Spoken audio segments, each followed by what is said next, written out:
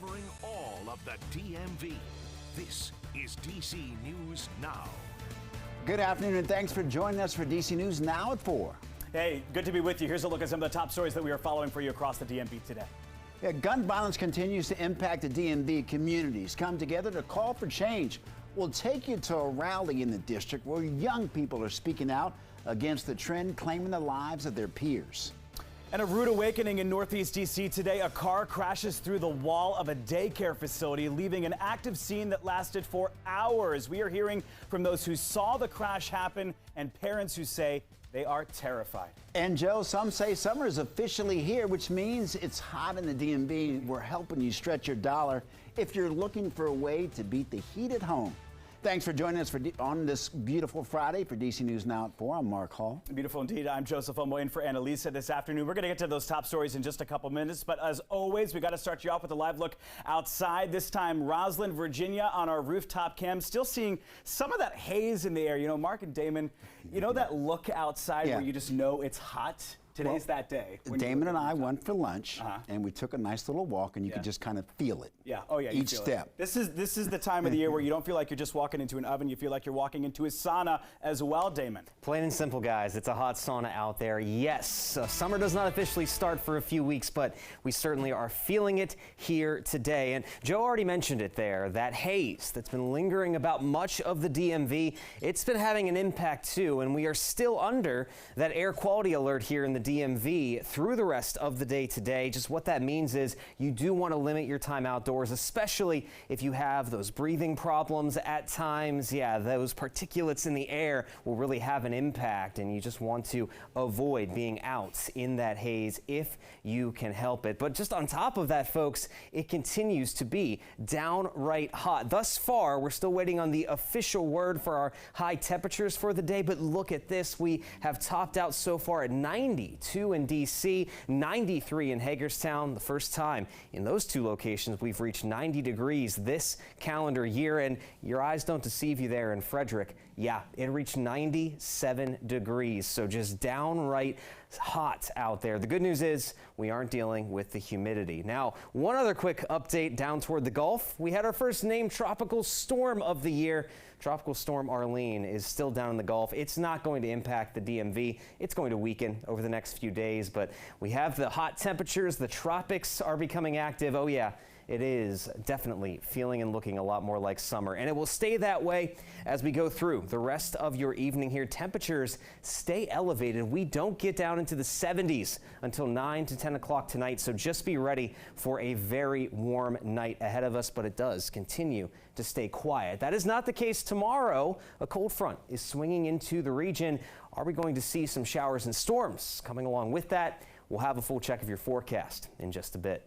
All right, Damon, thank you. Well, developing now, violence among young people in the nation's capital has been on the rise, especially with guns. Yeah, and tonight, renewed calls from those in the community who want solutions to the problem that they say is getting way out of control. Our political and government reporter Leonard N. Fleming has covered violence among teens in the district. He attended a stop at the youth rally today in Freedom Plaza. Yeah, and Leonard, there was participation from teens who've actually seen the violence firsthand. Yes, good evening, Mark and Joseph. Yes, they have. Teens who have seen shootings and other crimes among classmates in the neighborhood, they're here today. And it's a cycle of violence that so many here just want to see resolved. The shirts, signs, and tents of multiple colors say it all. End youth violence in DC. Adults came in large numbers, and so did young people, some who spoke firsthand about their brushes with violence and crime that they and their peers live with. They spoke of friends who have been arrested, shot, and even killed. 8 people under 18 have already been killed by guns this year, and the same number of shootings so far this year, double the number last year. A 16-year-old told me it's time to focus on what government officials need to do. Generally, I do think that the violence is just out of control in general, right? When it comes to DC and when it comes to the world. Some things I think that we can do to help is be honest, be genuine, and try to actually care for our community. And that's the message people here want to deliver, that there really is another way. Back to you guys. All right, Leonard, you've talked to several young people there. What are they saying about why violence is spiking?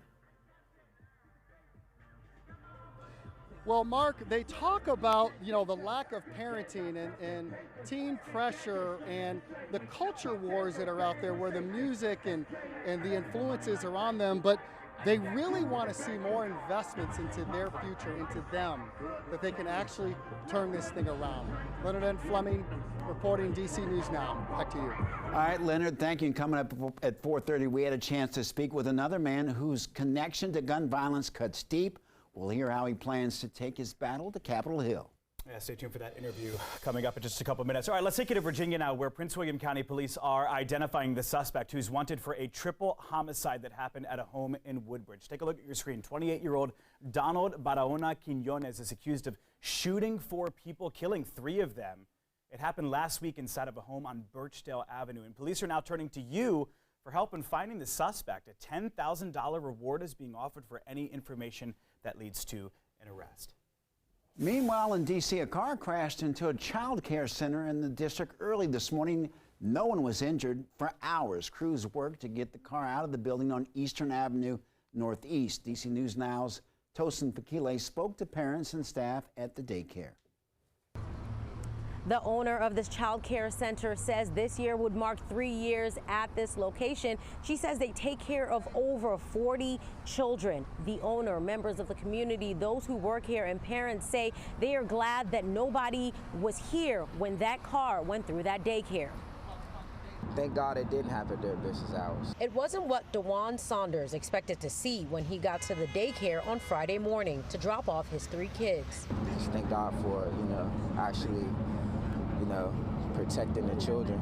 Whoever did this, they just need to be prayed for. DC Fire and EMS reported the car in the building at about 4:30 on Friday morning on Eastern Avenue Northeast. Through the morning, officials say crews assessed the integrity of the building and worked with utility on power to the child care building. A child care center Saunders says he's been coming to for 7 months and is grateful for.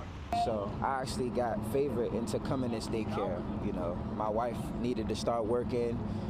This precious family helped us out, actually get in. They took very good care of our kids. I love the children, I love the staff, and I wouldn't exchange them for anything. Jakaya Jackson was disappointed to see what happened to a place where she's worked at since last year, a place she says feels like more than work. Very devastated to see and sorry that this happened, but at the same time, I thank God that the children, no staff are there in the building, and that's the most important thing. But it's a family-oriented daycare. I will continue to work and be a good support to the owners as well as to the family of the center. The owner of the business says they are talking to the insurance company, and once the car is pulled out of the building, they will board up that side of the building as they work to figure out what's next. For now, we're in D.C. I'm Tosin Fakile for DC News Now. All right, Tosin, thank you. Your time now 4:08. If you are on the move this weekend, there is something you're going to need to know if you are taking the Metro. Starting Saturday, June 3rd, that is tomorrow, 4 stations are going to be completely closed, and they are staying that way until the end of June. Now, this is specifically a really, really big deal for travelers because these are in the same direction towards Dulles. Those 4 stations are Vienna, Dunloring, West Falls Church, and East Falls Church. All of them are in Virginia. Now take a look. You can see how this will throw quite the wrench in your commute. Say you're going from Clarendon to Reston Town Center. You're going to have to take a train from Clarendon, but we'll have to get off at Boston, take a free shuttle bus to McLean, and then hop back on a train to Reston Town Center. Now, as always, the best thing you can do for your commute now that it'll be slightly different is use Metro's Trip Planner. You can kind of think of it like a GPS for Metro trips. Just type in where you're starting, where you're heading to, and it'll calculate the quickest way to get there. Mark? Joe, thank you. A U.S. worker shortage is causing hiring problems, and a job walkout next week will leave newsrooms empty across the country. Our Corey James takes a closer look. Low unemployment rates are making it hard for some industries to find new employees. Now, that worker shortage is making hiring tough on businesses. Some retail and hospitality businesses say they're having a harder time finding new employees. It's been a challenge for small businesses, especially within the retail sector, and the pool has shrunk. You certainly have to be creative now, without a doubt. Ask our employees, do you know of anyone looking for part-time, full-time work?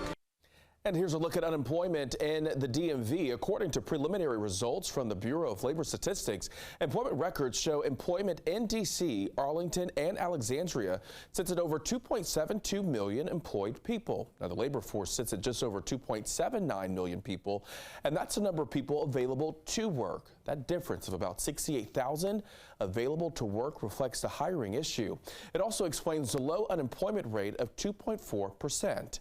And in other news, the union for the country's largest newspaper chain, Gannett, announced employees will walk out of their jobs next week. That means some local branches could feel those effects. Some newspapers owned by Gannett locally are the Herald Mail in Hagerstown, the Mineral Daily News Tribune in Kaiser, West Virginia, and USA Today in Tysons, Virginia.